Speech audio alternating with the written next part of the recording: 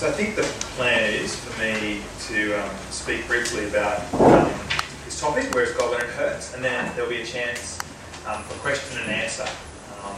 And hopefully I'll be answering the questions.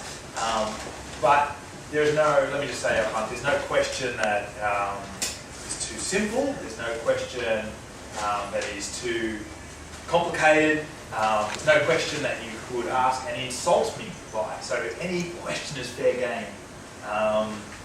Any question at all. So when we get to that point. Well, where is God when it hurts? I reckon that is a really good question, and lots of people in the history of the world have wrestled with it. Where is God when it hurts? You've got two options, right? Either, it seems like, either God is all-powerful, but he can do anything, but he's not good. And so bad things happen and he lets them happen, and he just goes, ha ha ha, oh, look at that, another building fell down. Like, he's powerful, he made it happen, but he's not good. And so he's not worried. When there's a bushfire, another bushfire. Gee, I hope the arsons have fun today. So that's one option. The other option is, it seems like, he's good, but he's not powerful. So bad things happen, and God doesn't like it, but he's not very powerful. He can't do anything about it. So the way you might picture him is like a good kid in the schoolyard, and two people are fighting, and he doesn't like the fact that they're fighting, but all they can do is dance around and go, don't fight, stop fighting. He's good, but he's not very powerful. He can't do anything about it. And that's what Christians and people who aren't Christian and atheists and people through the history of the world, philosophers, have wrestled with. The problem with those two options is it misses out on Jesus. Because the Bible says the best and only way to understand God fully and completely is Jesus. So Alanis Morissette sung this song, what if God was one of us, just a slob like one of us? Does anyone know the tune? Want to hum it for me to remind people? Can't you guys like karaoke? I just want you to hum it for me to remind us. Someone said I should sing it, but that's just a big mistake.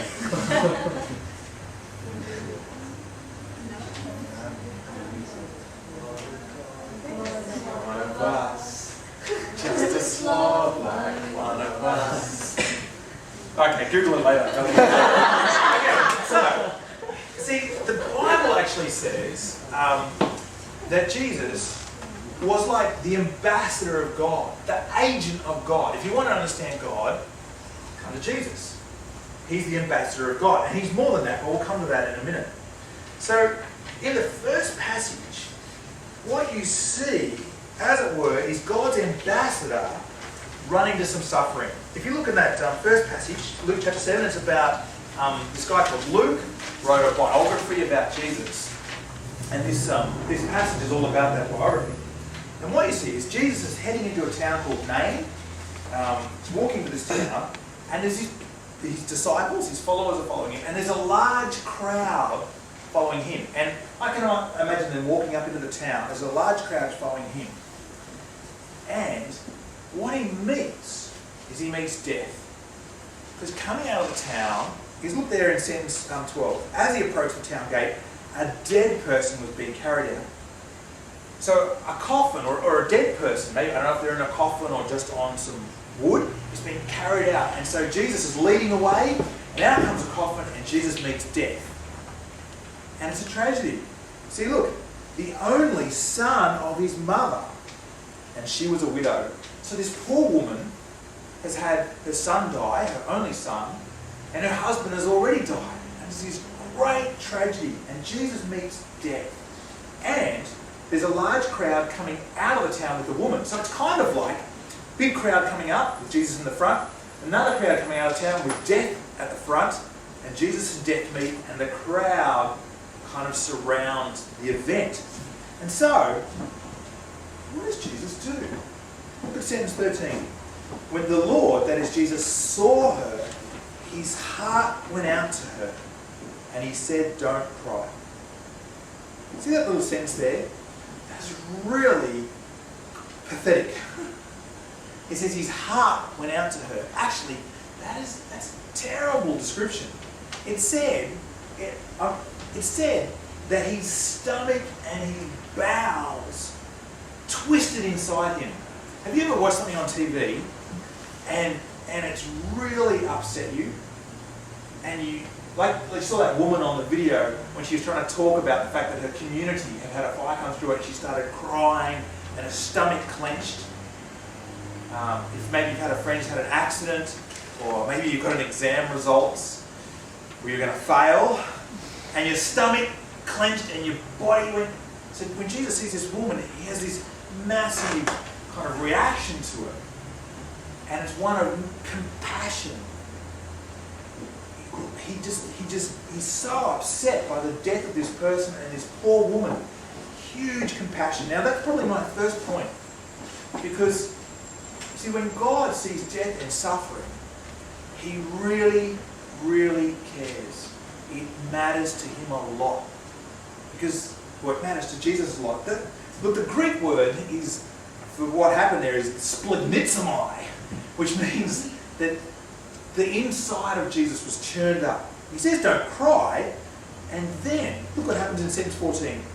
He goes up to the coffin, and the people who are carrying it stand still, and he says, young man, I say to you, get up. Now, I don't know if you like the washing up, but have you ever tried to say to the washing up, plate, I say to you, get clean. Did it work? Does it work? No, I mean, we don't even have power over the washing up.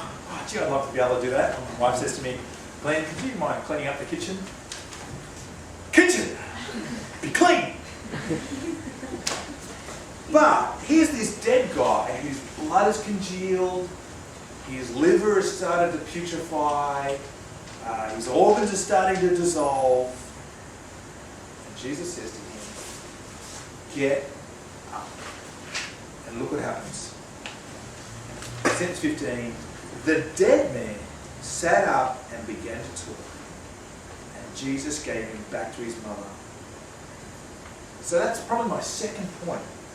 You actually see that God has power to fix suffering. God has power to fix suffering. But it's more than that. See what the crowd say at the very last sentence? They say, a great prophet has come among us. God has come to help his people.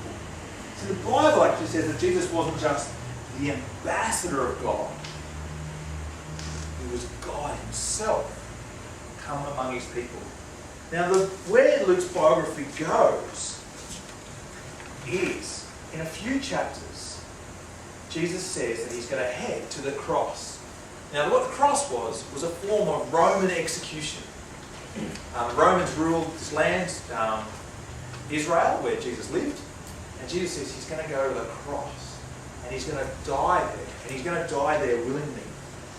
And what the Bible shows is not only does Jesus have power to stop suffering, like this woman's son, but that God is in control of suffering. See, God, the Father in heaven, and God the Son, that is Jesus, organised for Jesus to go to the cross. He was this perfectly good man, holy, righteous. Holy means he never did anything wrong, always pleased God. And yet he went to the cross, and he died on the cross and suffered crucifixion. Now, that was the worst thing in the world. Just think about it. Stop and think about it. If Jesus was really God, then it's saying that God died. Because that's what happened Easter 2,000 years ago. Jesus was on the cross and he died. So was God in control of that? The Bible says yes. Here, this terrible act of suffering happened and God was in control of it completely. That's what Jesus' death on the cross tells you. Something else that Jesus' death on the cross tells you, which is where the Luke's biography goes, is that God brings good things out of evil.